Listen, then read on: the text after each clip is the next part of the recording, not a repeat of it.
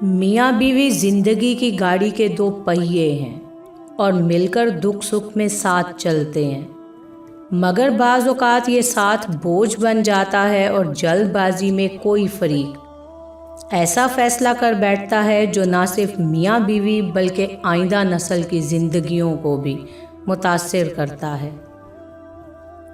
یہ بھی ایک ایسی ہی خاتون کی سچی کہانی ہے جو شوہر سے اختلاف کے باعث اس سے الگ ہونے کا فیصلہ کر چکی تھی۔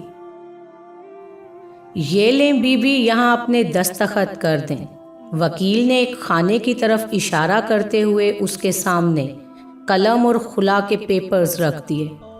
اس نے آنکھیں اٹھا کر وکیل کی طرف دیکھا۔ اس کی کیفیت دیکھ کر صاف ظاہر تھا کہ وہ فیصلہ لینے کے باوجود بھی ذہنی طور پر بہت پریشان تھی۔ اس نے آنکھیں اٹھا کر وکیل کی طرف دیکھا اور پھر گود میں رکھے اپنے ہاتھوں کے ناخن کھرچنے لگی، جو کہ اس کے اندر کی اضطراری کیفیت کی علامت تھی۔ اس کی یہ کیفیت دیکھ کر صاف طور پر ظاہر تھا کہ وہ فیصلہ لینے کے باوجود بھی ذہنی طور پر پریشان ہے۔ آپ جب تک اس پیپر پر دستخط کریں تب تک میں اپنے اسسٹنٹ کو ایک اور کیس سمجھاؤں۔ وکیل یہ کہتا ہوا کمرے سے جانے لگا، پھر رک کر بولا، آپ بے فکر رہیں، انشاءاللہ پہلی پیشی پر ہی فیصلہ آپ کے حق میں ہو جائے گا۔ یہ کہتے ہوئے وہ آفس سے باہر نکل گیا اور وہ یہ سوچنے لگی کہ کیا فیصلہ اس کے حق میں ہوگا یا اس کے خلاف۔ کیس تو وہ شاید جیت جائے گی، مگر اپنا سب کچھ ہار بھی تو دے گی۔ 3 لفظوں کی صورت میں یہ ہار کیا اثر دکھاتی ہے یہ وہ اچھی طرح جانتی تھی۔ وہ تو اس طرح کی ہار کی چشمدید گواہ بھی تھی، بلکہ اس سے سب سے زیادہ متاثر تو وہی ہوئی تھی۔ میں تمہیں طلاق دیتا ہوں۔ 3 بار دہرائے جانے والے ان لفظوں نے اس سے کیا کچھ چھین لیا تھا۔ اس وقت اس کا ننھا سا ذہن ان لفظوں کی حقیقت کو سمجھنے سے قاصر تھا۔ اسے تو بس اتنا یاد تھا کہ اس کے بعد اس کی ماں اسے لے کر نانی کے گھر آ گئی تھی، جہاں کئی دن تک سوگ منایا گیا تھا۔ وہ اپنے ننھے منھے ہاتھوں سے ماں کے آنسو صاف کرتی ایک ہی سوال دہراتی تھی، اماں ہم گھر کب جائیں گے؟ بابا کہاں ہیں؟ اور اس کی ماں کرخت آواز میں کہتی کہ مر گیا ہے تیرا بابا، اور وہ سہم سی جاتی۔ پھر حالات سے اس نے جیسے سمجھوتا کر لیا تھا، اس سے اپنی ماں کے آنسو نہ دیکھے جاتے۔ اس کے ننھے ذہن نے ایک ہی فیصلہ کیا کہ اس کے بابا ظالم ہیں۔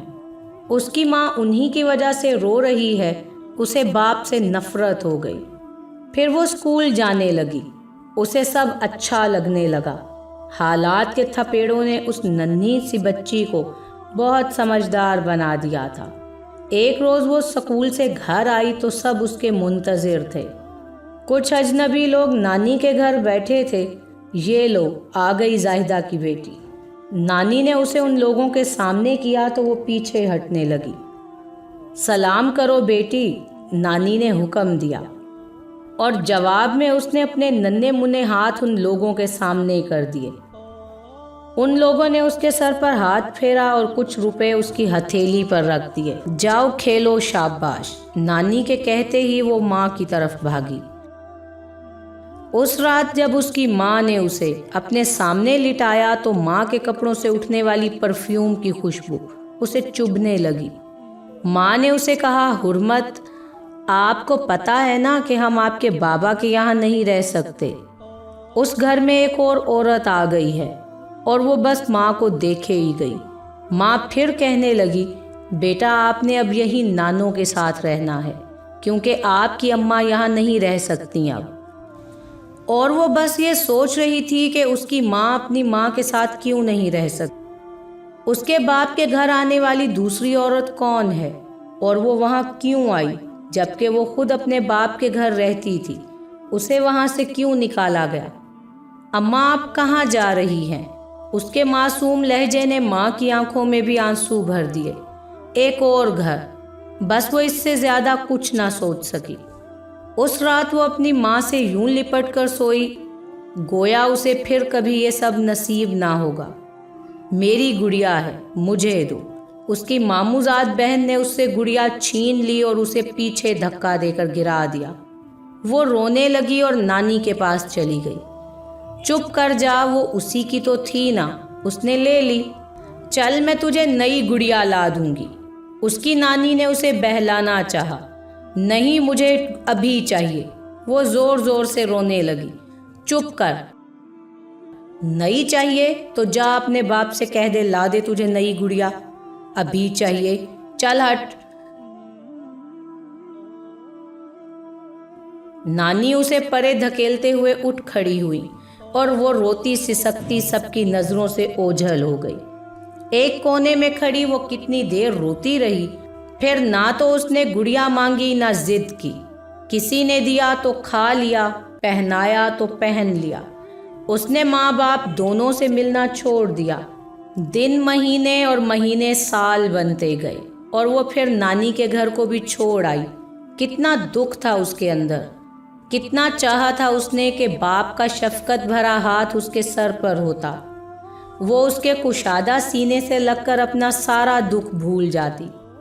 کتنی ضرورت تھی اس کو ماں کی دعاؤں کی۔ اس کے کندھے پر سر رکھے اس سے دور ہونے پر وہ پھوٹ پھوٹ کر رونا چاہتی تھی، مگر نہ رو سکی۔ بالکل سپاٹ چہرہ لیے وہ ایک اور دہلیز پر آ رکی۔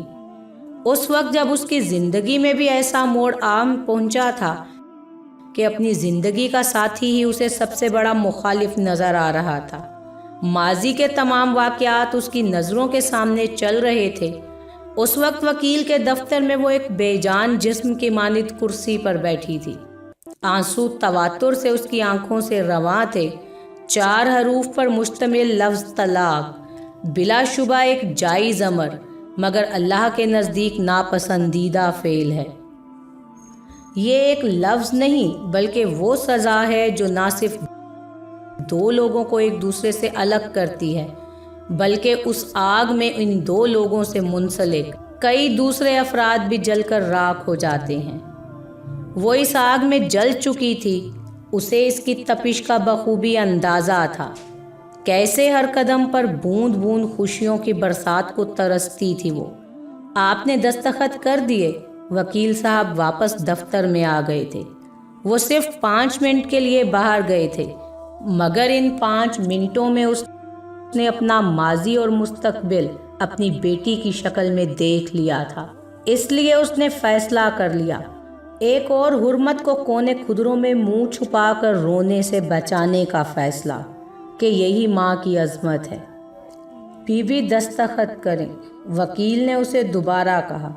اماں گھر چلیں، اس کے گھٹنے سے لگی بچی کہہ رہی تھی۔ ہاں بیٹا چلو، وہ یہ کہتے ہوئے اٹھ کھڑی ہوئی۔ ارے آپ مقدمہ دائر نہیں کر رہی؟ وکیل نے حیران ہو کر اس سے پوچھا۔ کیسا مقدمہ وکیل صاحب؟ فیصلہ تو ہو چکا، میں ہارنا نہیں چاہتی، اور میری جیت میرے شوہر کے ساتھ ہی رہنے میں ہے۔ آپ بھی سوچیں ذرا۔